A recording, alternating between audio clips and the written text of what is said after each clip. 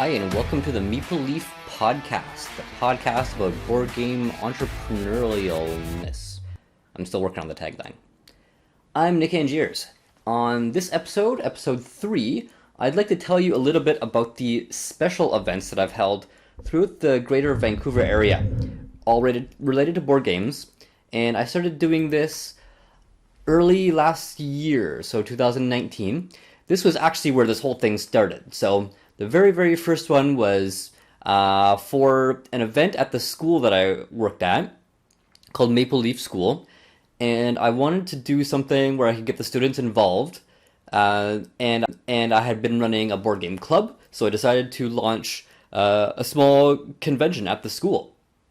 Get the students to teach games, get people from the community in there, and get them mingling with the students so that they can be exposed to people other than their classmates. So, of course, I called it Maple Leaf Con, and I made a little poster and then posted it on social media so that my gamer friends could come and join. And we had a nice little group. It was over the weekend. I think we had about 30, 40 people over the weekend. Played some games, the students had fun, and so on. And after doing this, I realized that I really like doing board game events. So I thought, why don't I do this as a business? I see potential in it, and for board game conventions, I can see it being a business model where people can actually make money, and that I was really interested in doing. So I was like, okay, I'm gonna found a small company called Maple Leaf, and then I'm going to do a traveling board game convention. So to practice, I tried another small one in Abbotsford, which is about an hour outside of Vancouver. So it's like a medium-sized town, lower population density than the rest of Vancouver. And I wanted to bump up the scale for this one.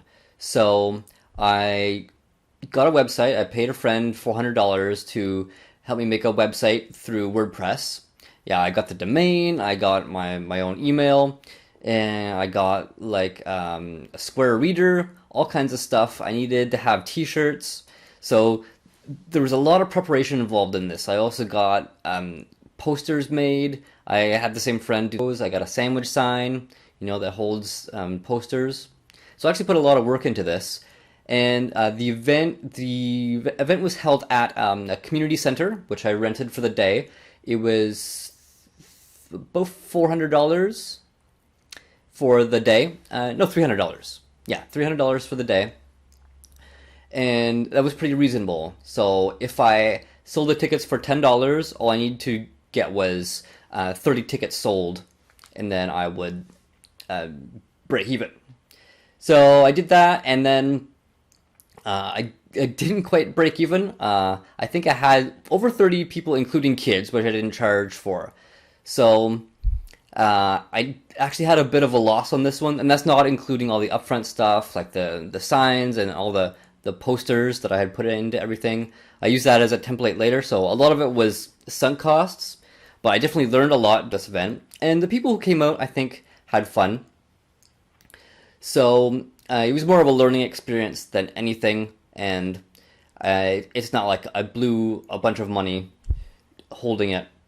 Anyway, so that was really the first convention that I tried where I actually charged money for tickets and stuff. And then I'll just go quickly through some of the other ones that I've held. A lot of them you'll see are trial and error. So I did one called Board Game Getaway. This was where we go up to a cabin and then we just play board games for a whole weekend. I found a really good place, and it was under new ownership, so they were on board about trying new kinds of events. This is at Canham Lake, and I saw a lot of interest.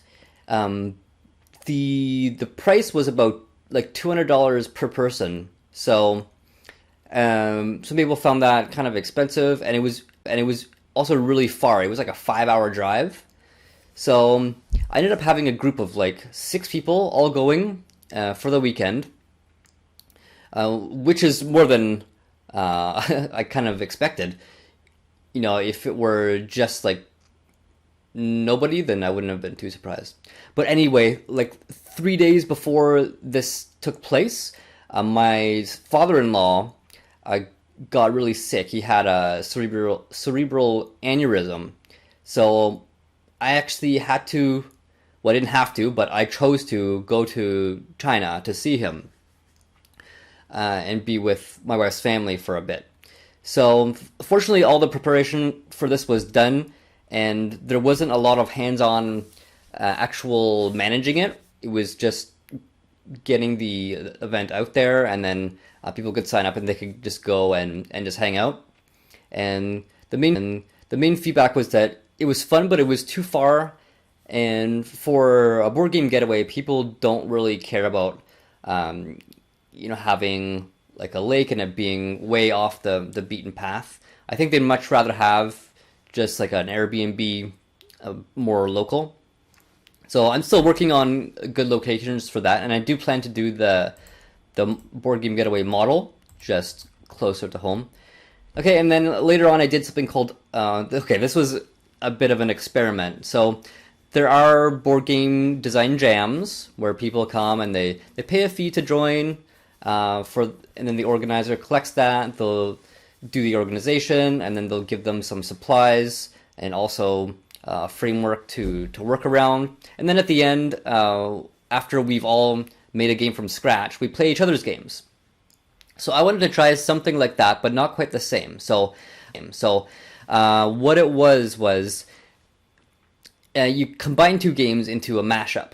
Okay, so you start out with each group, so there's groups of 2 or 3 people, they get a copy of the same game. In this case, it was Junkart by Jay Cormier, who lives in the Vancouver area. Awesome guy.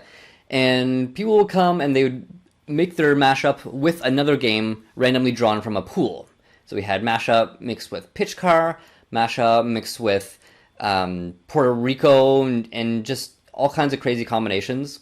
But the feedback was really good. People thought it was a lot of fun, and people who were into designing games really enjoyed it, and they found it was a little bit more casual and not as hectic as making a game from scratch.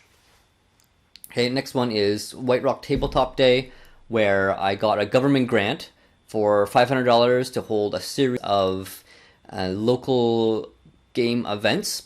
I decided to do 3 dates just because I wanted to see what worked best. So I did a Saturday in August, then one in September, and one in October. And by far the August one worked the best. So I didn't apply for the grant this year just because of the pandemic. But that was cool. It was smaller groups and people who... I had to hold it in White Rock or Surrey because that's where I live in order to get the grant. But people didn't really want to come out to White Rock, and the ones who did said that was kind of far. So in the future, I think I'd like to do it again. Just have one big one for the whole day rather than a 6-hour event 3 times. Okay, then I did another mix and mash, this time for Rock Paper Wizard, another game by James Cormier and a few co-designers. And this one I did at Tavern, which is right in Vancouver. The other one was in Langley, so we only had 7 people total, not including the organizers. And the location worked way better, so we had a nice turnout, a nice busy group, lots of prizes, door prizes, and also the tables were great. Yeah, just everything about it was awesome, and I definitely do one there again. So I'm planning to do one of these every 6 months or so. More recently, I did a Meeple Leaf Microcon. My definition of a Microcon is just 1 day, and then a Minicon is 2 days. Shortly after that, 3 months after that, I did Minicon, and this was during the pandemic, which was kind of weird. So the Microcon was great. I did it at Firefighters Pub, my regular Monday night game night venue. I did a Dice Throne tournament and actually pulled it off. Made a little bit of money on the tournament, but the open gaming was absolutely free. And everybody had a ton of fun. People were familiar with the the venue, is convenient to get to. So this is one that I really want to grow, and I see a lot of potential for it scaling up. Okay, and then finally, Maple Leaf MiniCon. This was just a month ago in July, and I had planned it on this date, first weekend of July. But then when the pandemic hit, I didn't cancel it. I waited just to see how things turned out. And a week before the event, I was like, okay, well, we still have lots of social distancing restrictions in effect. But I think with a small group, if we're wearing masks and gloves and stuff, then it'll be like some kind of weird science experiment, but we can do it. So I did 2 days of this. The first day we got like 18, 19 people throughout the day. And many people that I contacted were like, I'm not comfortable coming out yet. I said, that's totally understandable. The ones who did come out said they were really happy to have a chance to game with other people. So I'm glad I did it. And then the second day we only had half a dozen people, so we played some longer, heavier games. All in all, it was a nice chance to finally get some games in after about 3 months of not doing so. So a lot of these are just the beginning of series of events that I plan to hold.